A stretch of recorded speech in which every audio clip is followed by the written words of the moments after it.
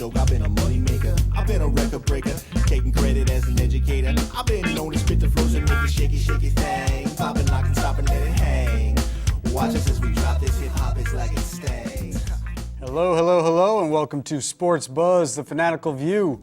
I am your host, Scott D. Lewis, here live in studio, Comcast Cable Channel 23, Danbury, Connecticut, home of Delvin Rodriguez, who is fighting for a title this coming Saturday night. We will talk about that momentarily, but yes, we are here live 6 to 6:30 like usual, and also you can check out Westerners Roundup at 6:30. Their first show was last week. Second one is up this week, and they're 6:30 to 7. They also follow us when we re-air on Fridays at 1 o'clock. They re-air also Fridays at 1:30.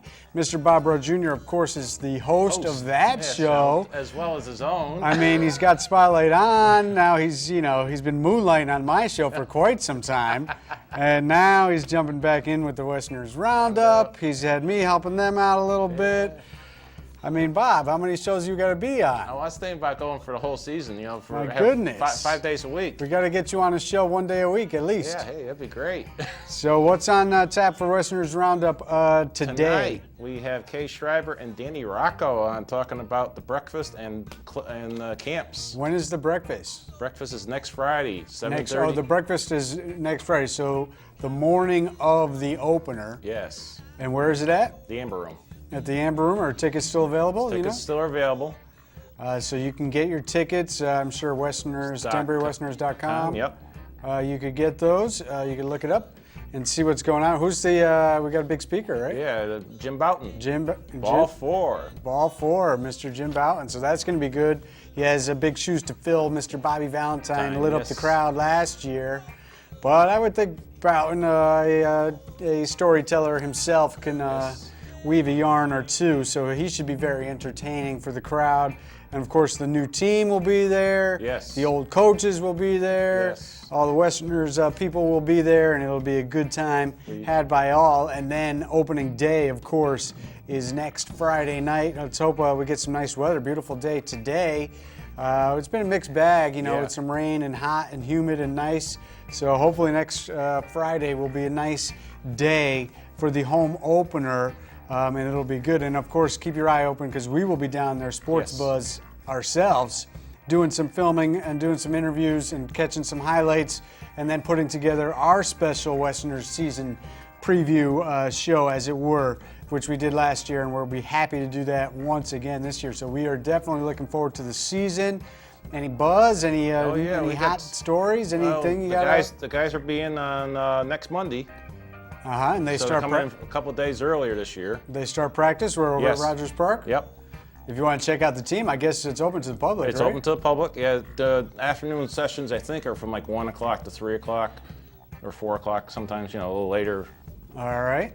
So if you're in Danbury driving around and you see some guys practicing over there, take a peek. Get a look at the team. And then we got some other stuff too. What do you got? June 9th, which is next Saturday, they're having an 1880s game at 1:30 p.m. and really? then throwback jerseys? Throwback jerseys, yeah. That'll be interesting. And then that night, 6:30, they are playing North Adams. All right. So they always got good events going on all year. We got one little more item. June 10th, the Soapbox Derby. The Danbury Westerners always sponsor a car, and so does the Southern New York Racing Association. So and Westy will be hopefully there as well. And where does the Soapbox Derby take place? Over on Casper Street. All right, so we'll keep our eye on that. Plenty of things. Summer is just getting underway, and there's always stuff going on around town, and the Westerners are always involved in all that. So you can check them out, and it's a great time. I mean, family friendly, the whole bit. Bring your kids down. It's a cheap night out. Some good entertainment. They get the kids involved with some games and stuff during the game, and in between innings and stuff. So it's a lot of fun, and hopefully they'll have a good team. The last 2 years in a row, very good teams. They didn't go quite as far last year. 2 years ago, they had a very successful, deep run into the playoffs. I know last year they felt like they had unfinished business, which they couldn't capitalize on. Right. I'm sure this year the coaches are chomping at the bit to get right back at it and try to get back to where they were 2 years ago, which was into the final game of the championship series with the lead late in the innings. And then we couldn't quite hold on. By 1 run, so it was a tight very tough loss there. But it was a great year because they had been down for a while. Right. So to see them in the playoffs the last 2 years in a row is big thing for the team to have happened, and they're going to just keep building on that. And they got the great coaching staff there. Right. So Jamie and Sean Fest, local guy, and all the other guys. So they're going to be back, and they'll get this team in gear. And they're going to play hard. About 6. We got 6 returning players. Which is nice. We also have, I think the roster got expanded to 30, and we're going to have 24 players to start the season because the rest of them will be in playoffs. So. All right. Well, I'll be looking forward to seeing the team next week. They had a win on opening night last year. Maybe we'll get some good highlights, and I'll be able to film some highlights of a win again and get the season started right. All right, sticking locally, we do got plenty to get to, NBA especially, and guess what? If we're talking NBA, I'll be talking about the officials, Bob. You know that. Oh yeah, I know. There was some little controversy on a couple plays. A little preview is what we'll be talking about. LeBron James had 29 free throw attempts last night. The Celtics, as a team, had 27. Yeah. So, and that was coming off game 1 where they were teed up, technical fouls 5 times in the game. Unbelievable. So, anyways. Delvin Rodriguez, who we mentioned, home of Danbury's own Delvin Rodriguez, and I'm getting amped up. I don't know about you, Bob, but I am looking forward to this fight Saturday night. It's been a long time coming for Rodriguez. He's 26-5-3. In 2009, he had a chance at the title against Isaac Halashweo, and he came up with a split decision, was not able to get the title in that bout. And then he went, and that was part of a 2-3-2 stretch where most people feel he should have been 6-1 during that time, as it was controversy after controversy for Delvin not getting the decisions that he deserved. And it looked like he was not going to be able to get back at the chance for a title. But he has kept working, kept fighting, and of course, buoyed by the big fights against Pavel Wolak last year, where he knocked him into retirement. He gets his shot at the title now against La Cruces, New Mexico, Austin Trout. And I've been to Las Cruces. Have you? Yes, I have. I spent a night in Las Cruces, New Mexico, as a matter of fact. And in a small little town in New Mexico, very close to Albuquerque, and just past El Paso, Texas. Deep in the heart of the deep south there, southwest. And this is where Austin Trout comes from, and he is undefeated, 24-0 with 14 KOs. He's defended this WBA Super Welterweight title, the 154-pound belt, twice in the past 16 months, but he's been having a hard time getting guys to fight him. He's had to go out of the country, fight some guys just to stay active, and he was looking for somebody to step up, and Delvin was his man, and Delvin comes up and he says he's ready to take on this challenge. And Trout is not looking over him. He claims it's going to be his hardest fight to date and calls Delvin Rodriguez a world-class fighter, says this is going to be the fight of my life. No way in heck I am going to look past Delvin. So Trout sounds ready, and Delvin, of course, is going to be ready. He had his big send-off at Danbury War Memorial this past Saturday. Yes. Good turnout was down there. And Delvin is saying about Trout that he's got a lot of skills. He knows he's going to be very focused, and he will not be able to make any mistakes against a guy like Trout. And he won't be able to look past him and hope that he gets the belt and look forward. He has to stay focused and stay ready. This is a huge fight for Delvin. He says he's had a lot of ups and downs in his career, and he's been waiting for the opportunity. When he got the call, it says it was one of the most exciting days he's had in quite some time, at least since 2009, when he first had a chance at a title. This time he seems more mature at 31. He had the 2 fights in prime time. One of them was labeled as a finalist for the Fight of the Year last year on ESPN Friday Night Fights, and that was the first of the 2 Wolak fights. The interesting thing about this, though, that I will be concerned about with Rodriguez, he's buoyed by those 2 fights against Wolak. Before that, he had that stretch where there was controversy surrounding him with the decisions, and then he had some downtime where it didn't look like he could get a fight. So really, he's made this comeback against one fighter. So now he has to get in the ring against somebody completely different. So that could be interesting to see how he handles that. But Trout says that Rodriguez is versatile. He's been a fan of Rodriguez's for years as a fighter and as a boxing fan himself. Even before he knew he was going to fight Rodriguez, he's watched him. And now with this fight coming up, he's watched plenty of tape. And he says he's versatile, smart, and he changes styles quite often. So Delvin is going to bring out his best, he says. This is going to be a big fight. And it's a 4-fight telecast for Showtime on Saturday night in Carson, California. I mean, what a perfect place. Carson, deep south there. That's going to be like a Wild West showdown. 4 big fights going on at the Home Depot Center there. Starts at 9 o'clock. I don't know what time Delvin, you never probably know. Think it'd be the last fight? I think their last fight. They are the title. They are the top dogs, I believe. The fight everybody's talking about on that card. So it could be late before he goes on. You can get it on pay-per-view if you don't have Showtime. I think that's what I'm going to do. It's a 12-rounder Saturday night. Delvin Rodriguez, Danbury's own, going for the title, and it's going to be huge. We'll see. We're going to wish him luck, and next week we will be talking about what took place there. All right, well, let's get to it. NBA action. We'll shift gears as we wish him well. But NBA last night, Celtics down 1-0. Everybody had written them off after they had looked kind of poor in the second half of Game 1, not scoring many points, as Miami kind of ran away for the 1-0 lead. Last night, though, it was Boston racing out to a 15-point lead. They held a 7-point lead at halftime, and Miami then took a 7-point lead of their own going into the third quarter. And with about 10 minutes left, Boston goes on another run, and they go back up, and they hold a 5-point lead with 3 minutes left. And then they go down by 4, Boston does. Miami has another run of their own. And it looked like Boston was blowing it big time in those final 3 minutes. And but Ray Allen, comes back. Everybody says he's done, he's washed up. He drains the 3 to tie it, which ultimately sent it to overtime. Problem was, Paul Pierce had fouled out by that point on a ridiculous call, a classic bailout. Dwayne Wade, Flash Gordon there. He loves to just drive the lane, uncontrollable, throw his body in twisting in 2 different directions. Yeah. He ends up backwards in the air. Yeah. Meanwhile, Paul Pierce is straight up and down. They call his 6th foul on him. Bail out Dwayne Wade on a play where he had nothing going on, totally out of control. So he was out. Right. That gave them free throws, would help give them that 4-point lead. And the Celtics were able to come back and tie.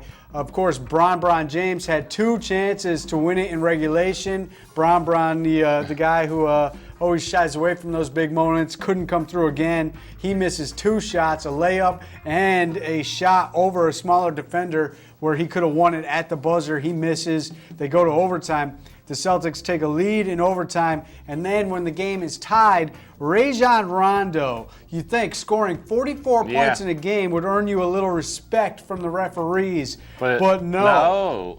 He drives the lane, gets whacked upside the head by Dwayne Wade, and he misses the layup because, he was hacked upside the head. Right. He goes to the ground, no call, which should have given him 2 free throws in a tie game with a minute left. Instead, the ball is knocked free. The Heat go down, get a layup on a fast break. They go up 2, and then on the next possession, Wade drives the lane, kicks Kevin Garnett to clear space, and Garnett coming down because he's kicked, hits him, and they call the foul on Garnett. That's 2 more free throws, and that was basically your ball game right there as the Heat hack and kick their way to a 2-0 lead on the Celtics, a 115-111 overtime game. Offense was going plentiful, and Rondo was unbelievable last night. 44 points. He scored all of Boston's 12 points in the overtime session to try to get them this win.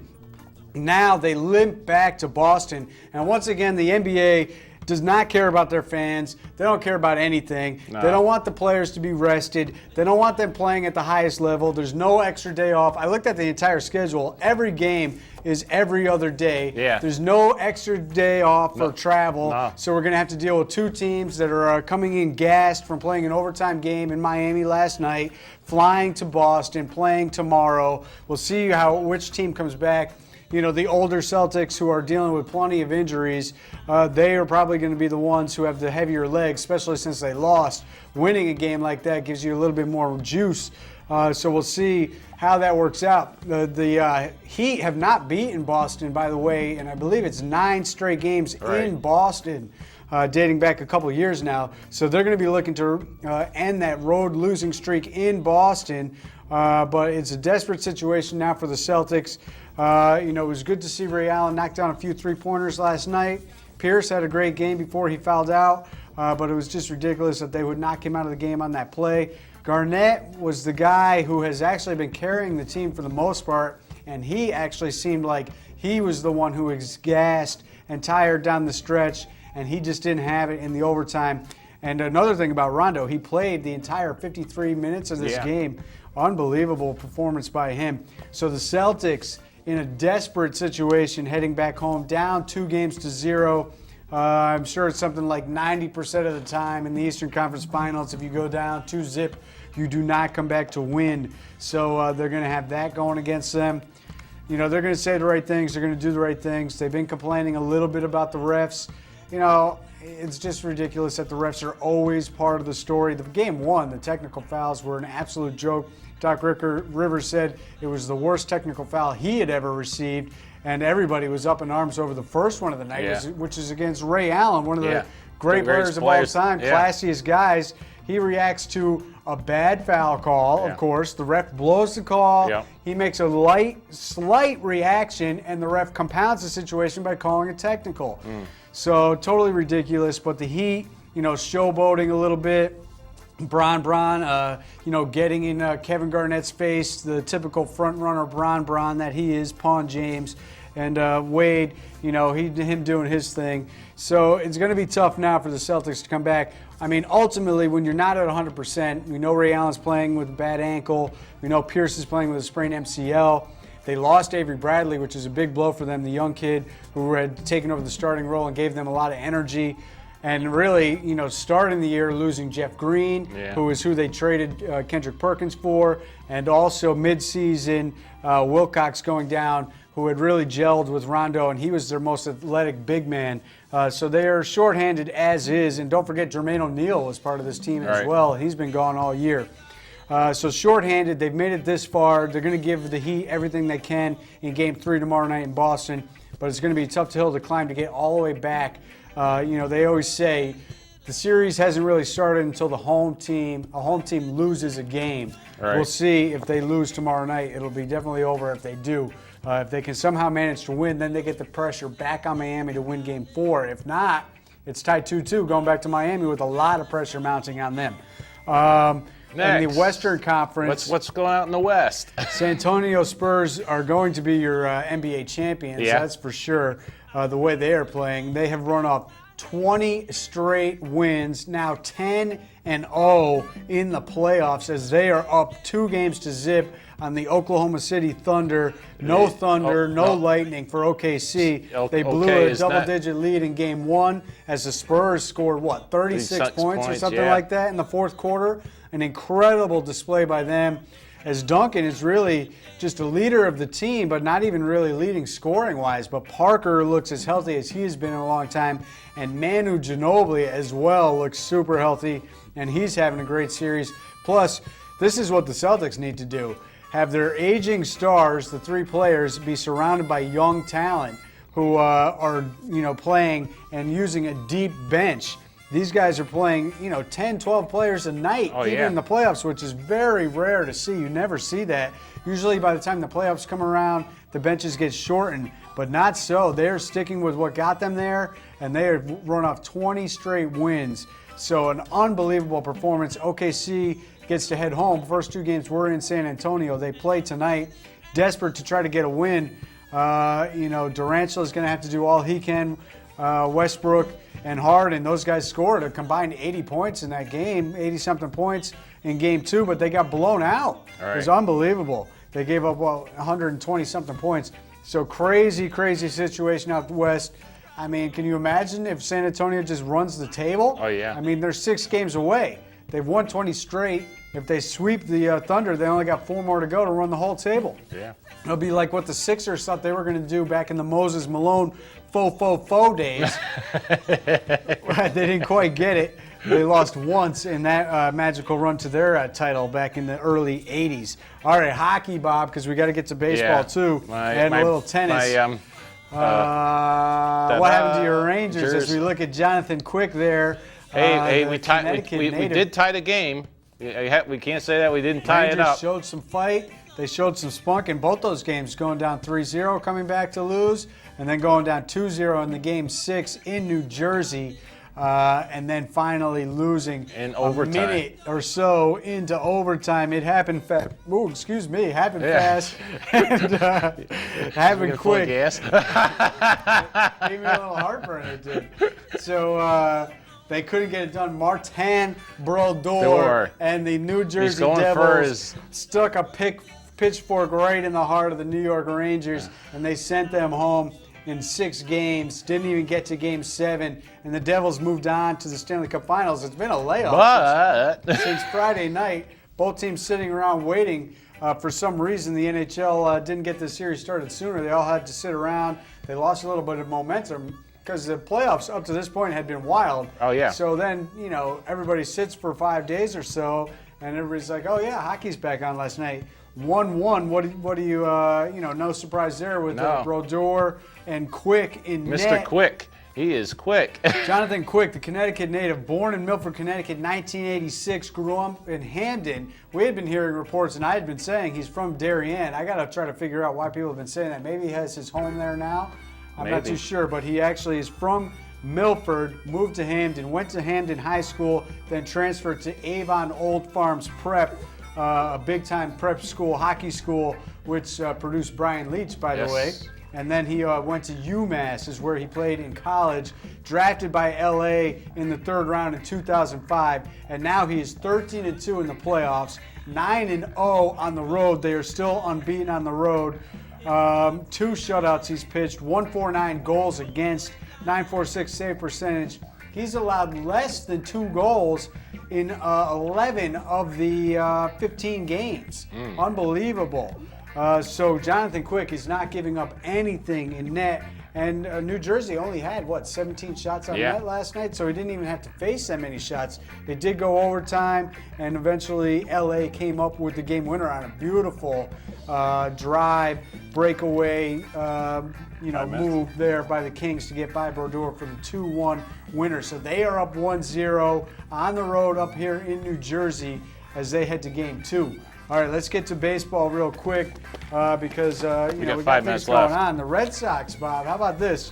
Winners of 14 of their last 19 they are. They're still in last place, They're still sitting there down with the Yankees, right? But they finally, after getting to 500 6 times and then only to be knocked back down, most recently by the Rays when there was nice dust-up going on there this weekend. And let me just say this plain and simply.